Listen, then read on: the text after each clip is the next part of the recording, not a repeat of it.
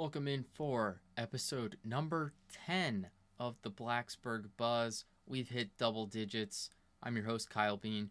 Today, we are going to be covering the women's game against NC State coming up on Thursday, the men's game against Notre Dame coming up this Saturday, and the women are playing Boston College on Sunday. So, jumping into the women's game versus NC State, some overall history for the two teams. The women are 5-26 all time against the Wolfpack. Virginia Tech is 2-13 in Raleigh, so they've kind of struggled on the road against NC State in the past. And Virginia Tech's currently on a 3-game winning streak against the Wolfpack. They did play them this year already. Virginia Tech taking down number 3 NC State. 11-point comeback in the fourth quarter to beat the Wolfpack in Castle Coliseum. The Hokies finished it off with a lob at the buzzer. Georgia Amore set a screen for Liz Kitley, and Kayla King threw in the lob. Kitley grabbed it and put it up for the buzzer-beating layup. So great win for Tech at home in that one, beating number 3 NC State. The Wolfpack's record this year is 20-2. They're 8-2 in the ACC. They are top dogs, ones to be feared, but Virginia Tech does have that early win against them. The Wolfpack, they're 12-0 at home this year. They haven't been beaten. They've been a sight to see. Nothing short of phenomenal. Pretty much the only games of note for NC State this year, anything out of the ordinary, it's just losing to Virginia Tech and a 14-point loss to Miami. They've been a bubble team for most of the year, but they did pull out that win. River Baldwin was out for that one as well, so that definitely a big hit for them. That's when they lost their only 2 games of the year. It was Virginia Tech, they played a game, and then they lost to Miami. Some team stats for the Wolfpack. They're incredibly similar to VT in terms of those team stats all around. Just a couple of percentage points here or there difference. Other than that, just about the same. In terms of the NCAA net rankings, Virginia Tech sitting at 18 right now, and NC State is at 11. So they're very close in that as well, as you might expect for 2 ranked teams. Some players to look out for, you've got Isaiah James, 16 points per game, 4.5 rebounds. She's been really solid for them. You've got Sonia Rivers, 12.5 points per game, 6 rebounds, 4 assists, and 2 steals. And you've got Mimi Collins, 12 points per game, 7 rebounds, 46% from the field, and 44% from 3. She has been a weapon for them. She can score from anywhere, and she's shooting really well this year. You've got Madison Hayes, 11.5 points per game, 7 rebounds. She shoots 50% from the floor and 45% from 3 as well. So just another one of those all-around shooting weapons. And then you've got River Baldwin, 10 points per game, 7 rebounds, 1 block, and she shoots 56% from the floor.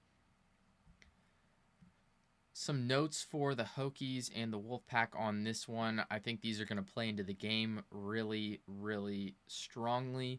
Madison Hayes, she was a very big scorer last time. She had 21 and 9 rebounds, and Sonia Rivers followed with 12 points, 6 rebounds, and 3 assists. I think they're going to be 2 to watch out for in this one, just like they were last game. And then a note on the Wolfpack, they didn't have River Baldwin last game. She's been really good for them. She has the size to match up well with Kitley, so I think that could be an issue this time around. She's 6'5", Kitley's 6'6", so really close there. I think that's going to be a huge battle down low. We'll really have to see how that one turns out. It's so hard to tell with 2 really talented players. If I had to pick one, I would give Kitley the edge, but she doesn't play too many people that can really size up with her. So that's going to be interesting to see, and see how these 2 teams fare with Baldwin on the floor, as Virginia Tech just narrowly won last game, and she wasn't there. She'd hurt her ankle in the Florida State game earlier in that week. So now moving into the men's game against Notre Dame. The Hokies are 10-9 all time against the Fighting Irish. They're 5-4 on the road, and Virginia Tech's currently on a 6-game winning streak against Notre Dame. The last matchup where they played each other was in March of 2023, the first round of the ACC tournament, where Virginia Tech won 67-64. Their last loss to Notre Dame was in March of 2020, 56-64. Notre Dame is 7-15 this year. They're 2-9 in the ACC. They sit right on the very bottom of the conference. They've really struggled this year, lost 6 straight going into this game. So we'll just have to see how this one turns out. Some games of note on Notre Dame's schedule. They have a 71-61 loss to Western Carolina at home. That was very early in the year. It was their second, third, fourth game. Definitely a poor loss for them, though. They have a 65-45 loss to the Citadel at home, and they have a 76-54 win against UVA at home. I think that UVA win is good for them. UVA did struggle a lot earlier in the season. We've really seen them develop as the year's gone on. They've been really, really solid lately, playing really great basketball, really great defense. So I think that's a good win for them. It definitely tones it back a little bit, considering that it was before UVA really came into their game. So I think that does hurt that win a little bit, but they still did beat a very good team, and we've seen UVA play really well lately. In terms of the team stats, the Hokies shoot about 6% higher from the field and 3-point, so that should help them out just a little bit with that 6-point edge. The Hokies score about 12 more points per game, which I think that one's going to play into this one very strongly. We'll talk about that in just a minute. And Notre Dame does rebound a little bit higher. They get about 36.5 per game on a 2.6 margin. So they're out-rebounding their opponents by 2.6 per game. Whereas Virginia Tech gets about 32.7 rebounds per game, and they only have a 1.2 margin in their favor. Looking at the NCAA net rankings, Virginia Tech sits at 54, while Notre Dame is at 167. So in terms of the Hokies, this is going to be a third quadrant game for them. They're 3-0 in that third quadrant, looking to make it 4-0 this upcoming week. And Notre Dame sitting at 167, this will be a second quadrant game for them. They're 2-2 in that second quadrant, so we'll have to see how this one goes. They're 500 in that second quadrant. They have really struggled against the better teams this year. Looking at the KenPom, Virginia Tech is at 57, while Notre Dame is at 165, very similar to the NCAA net. In terms of adjusted efficiency, Virginia Tech is higher by a really significant number, 13.5. Looking at the offense, that's where they really break it down and get that edge. Their offense is rated 14 higher than Notre Dame, whereas the defense is basically the same thing. I think it's about a point difference, so very close on that defensive side, but the offense for Virginia Tech is rated much, much higher than Notre Dame. Notre Dame's schedule is 23 spots lower than Tech, but their out-of-conference schedule is very, very weak. They're 124 places below the Hokies in terms of that out-of-conference schedule. Players to watch out for, you've got Marcus Burton, 16 points per game, 4 assists, 1.7 steals. One thing that I think he has to worry about against Tech is his turnovers. He's got 90 this year. That's about 4 per game. It's 3 times higher than anyone else on this Notre Dame team. Then we've got J.R. Kanezi, He's been good for them as well, 9.5 points per game and 6 rebounds.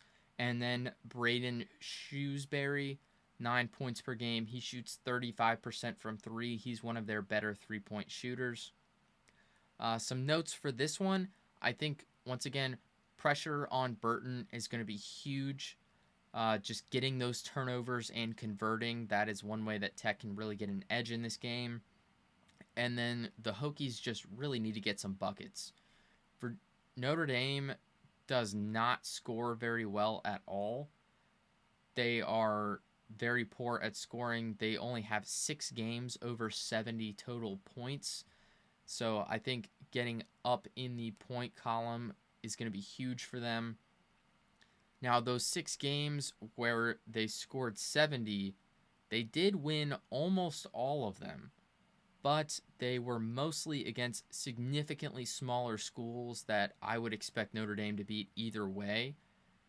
But most of those Power 5 schools that they play, they have not reached that 70-point mark. So I think if the Hokies score big, they're going to come out on top in this one. Then moving into the women's game against Boston College coming up on Sunday. The women are 18-22 all-time. No. The women are 18-12 all-time against the Boston College Eagles. They're 9-4 at home. They're on a 6-game win streak currently against the Eagles. The last matchup was in December. Tech won 73-58 on the road, and the last loss to the Eagles was a 37-49 game in March of 2016. There's no one left from that 2016 team, so that doesn't reflect too much on Tech, but that is the last game that the Hokies lost to Boston College. The Eagles this year, they're 11-13, 3-8 in the ACC. They have struggled as well. They're 1-8 on the road. They don't really have any games that stand out to me. They've struggled against ranked teams. They've played Louisville, NC State, Syracuse, and Ohio State, as well as Tech earlier in the year, and they didn't win any of those games. They play UVA on Thursday night, so we'll see how that game goes. That could shed some light on how this game will turn out, but we'll have to see with that one. Team stats for the Hokies versus the Eagles. Virginia Tech scores about 6 more points each game. Boston College really, really struggles with the three. They shoot 26% as a squad, while Virginia Tech shoots 36%. So that's 10 percentage points difference there. That's a really big deal. The Hokies shoot the three really well, but Boston College really struggles with it. I think that could be a sign for this game. If Tech is hitting their shots from deep, they're going to run away with this one. Boston College has 4 more turnovers each game. Boston College, however, is very good at forcing turnovers and scoring points off of those turnovers. So while they turn the ball over a little bit more than Tech, they do a really good job at forcing turnovers for the other team. Boston College forces about 21 turnovers for the opposing team, and they score 22 points off of those turnovers. That is an incredible number. Their defense has been staggering against opponents. They haven't done too well overall this year, but that's definitely something to take note of.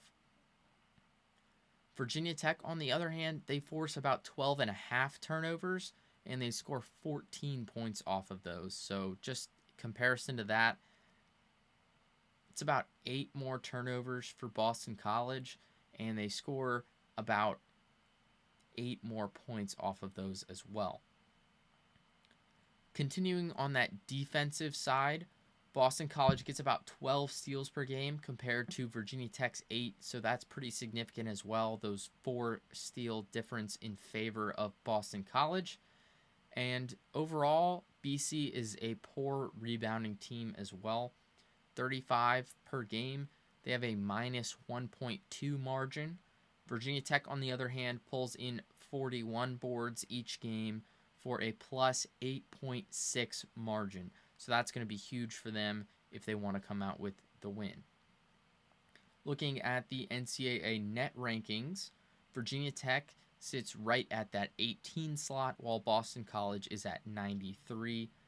Quite a large gap between them, so that tells you quite a bit about these two teams. Some players that we're going to have to look out for: Andrea Daly, 14.5 points per game, 5 rebounds, 1.5 steals. She shoots 52% from the field. Really solid score for them. She can really shoot it. Then you've got Taya Sidbury, 14 points per game, 7 rebounds, 2 steals. She's a transfer from Utah. Following behind Sidbury, you've got Dontavia Wagner, 12 points per game, 6 rebounds, and 3 steals. That's incredible, averaging 3 steals per game. I had to second guess myself when I read that stat. That's amazing. Wagner is an All-ACC Most Improved Player and Defensive Player of the Year nominee last year, so she's definitely a player that we're going to need to watch out for. Then Tiana Todd, 11 points per game, 1 steal. She shoots 33% from three-point. She's one of their better shooters from deep, so we'll have to watch out. If she goes nuclear, this could be a problem for Virginia Tech, but I think they have the defense to keep her under control. A few notes for this game. The Boston College defense, I said it's going to be an issue. That 21 turnovers that they force and 22 points off of those, that is a fantastic number. That's going to be an issue for Tech. They're going to really need to focus on ball security and transition defense to keep those numbers down. I think that is going to be one of the keys for them to have success in this game. And then rebounding. That needs to be a focus. Hitting Boston College in their weak point. They have a negative rebounding margin, while Virginia Tech has a plus 8.6. So I think really focusing on those rebounds, grabbing the offensive boards, getting extra possessions, second chance points, that's going to be huge for the Hokies in this one. And it will also help limit those transition points, those turnovers that lead into points off of turnovers for Boston College.